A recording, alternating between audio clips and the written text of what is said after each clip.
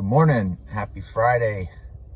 I've been going to a bunch of lunches lately. People keep asking me how to get into real estate. And so I thought, you know what? Why don't I just start sharing some knowledge? And people who want to get into it, then they'll take the action.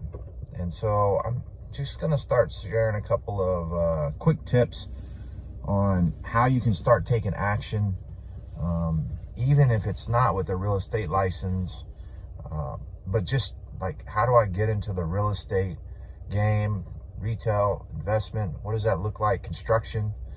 And so one of the things that I did early on in my career, and one of the things that I always recommend to people is just think about either your workplace or your home where you live, and start room by room. So, for example, go into the bathroom and look at the bathroom and identify what's in there. Is there flooring? Is there trim work? What does that mean? Look it up. Are there cabinets? Are there countertops? Are there plumbing fixtures? Are there lighting? Mirrors? What does that look like? Tile? Texture. What's texture? What's texture mean? What types of texture? What does all that mean? Paint.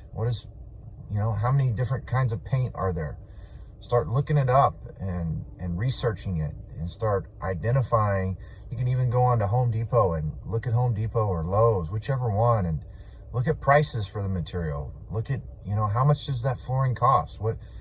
Just even a cost, getting a basis, understanding, oh, wow, that's what it cost. Okay, that makes sense. And pretty soon you could have a material cost. How do you measure it? Simple things like figuring out how you do a proper takeoff. And I would start with a small room like a bathroom.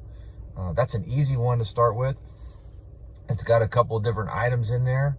And then start trying to figure out from a labor standpoint, what does somebody charge to do this? Maybe it's you've had a contractor come in and do work for you before. Look at their invoice. Try to figure out, okay, the material was this and the labor was probably this, and maybe you just say, hey, they marked it up 50% for their labor.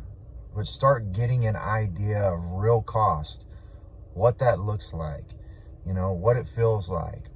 Understand it. Understand the language of it. Understand what it means. The more you understand, the more knowledge you have, the more prepared you are for when you step into the role that you want to be. Maybe you start looking around and you decide you don't like it. Or maybe you become more fascinated with it. Maybe you decide that you want to go sell plumbing. I don't know. I've done that before. I enjoyed it. There's all different ways to get into it. You don't necessarily have to be a real estate agent to be in real estate, or to touch real estate, or to get to make a difference inside of the real estate market.